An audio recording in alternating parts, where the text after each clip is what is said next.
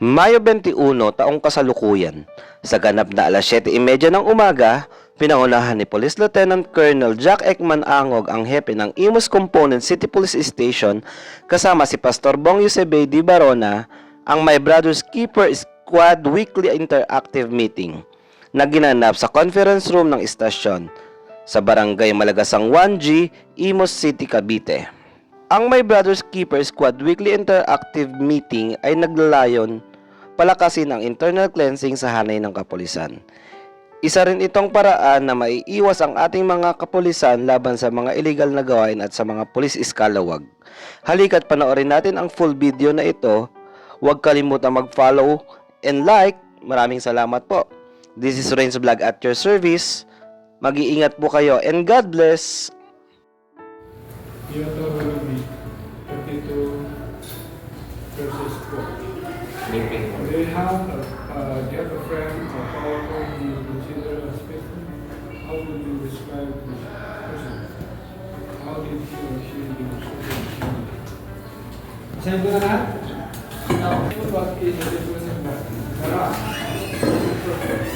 all the space are just He is the rock. Faithfulness is an attribute that is a vital part of God's character. His own faithfulness is the greatest source of His faithfulness to His people. The faithfulness of God is the most important thing in our lives. In these days, when everyone is uncertain, wars, economic collapse, natural and man-made disasters, there is only one thing that is certain: God's faithfulness. What are our faithful persons? If you are faithful in little things, you will be faithful in large things. Yeah. But if you are dishonest in little things, you won't be honest in greater responsibility.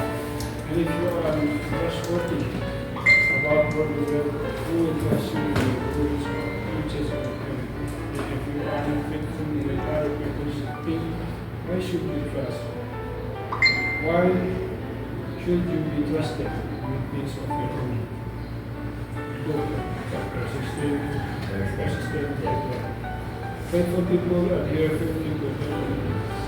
They are worthy of our trust. They are reliable. They are persistent and always faithful. They are loyal to God. They are moral, honest, and accommodating people. They cultivate love and peace towards others. They are patient and are humble. They are obedient to their responsibilities. Characteristic of the All our praises are being faithful, not like God words, glories to those who are faithful. God will not forsake them as they will be faithful to God. They will have long life as they have self-calculated and blessed.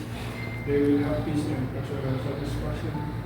They will be blessings to others as God prospers them. They will be...